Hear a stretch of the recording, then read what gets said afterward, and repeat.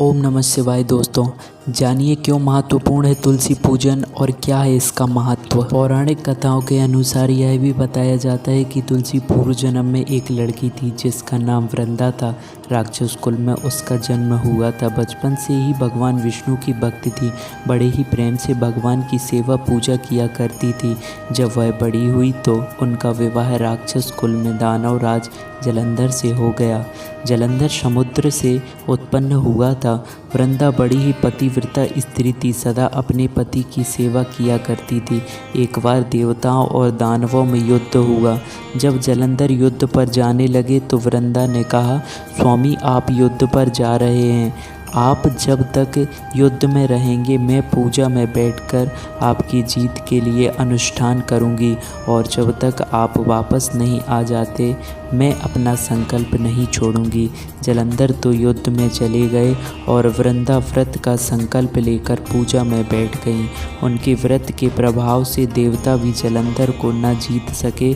सारे देवता जब हारने लगे तो विष्णु जी के पास गए। सबने भगवान से प्रार्थना की तो भगवान कहने लगे कि वृंदा मेरी परम भक्त है, मैं उसके साथ छल नहीं कर सकता।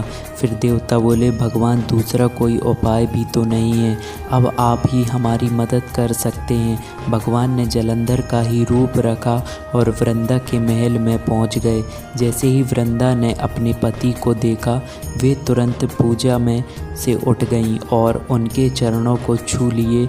जैसे ही उनका संकल्प टूटा, युद्ध में देवताओं ने जलंधर को मार दिया और उसका सिर काट कर अलग कर दिया।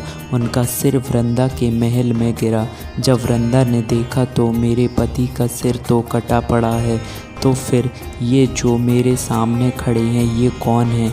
उन्होंने पूछा, आप कौन हो जिसका स्पर्श मैंने किया है? तब भगवान अपने रूप में आ गए पर वे कुछ न बोल सके। वृंदा सारी बात समझ गई। उन्होंने भगवान को श्राप दे दिया, आप पत्थर के हो जाओ, और भगवान तुरंत पत्थर के हो गए। सभी देवता हाहाकार करने लगे। लक्ष्मी जी रोने लगीं और प्रार्थना करने लगे। जब वृंदा जी ने भगवान को वापस वैसा ही कर दिया और अपने पति का सिर लेकर वे सती हो गईं।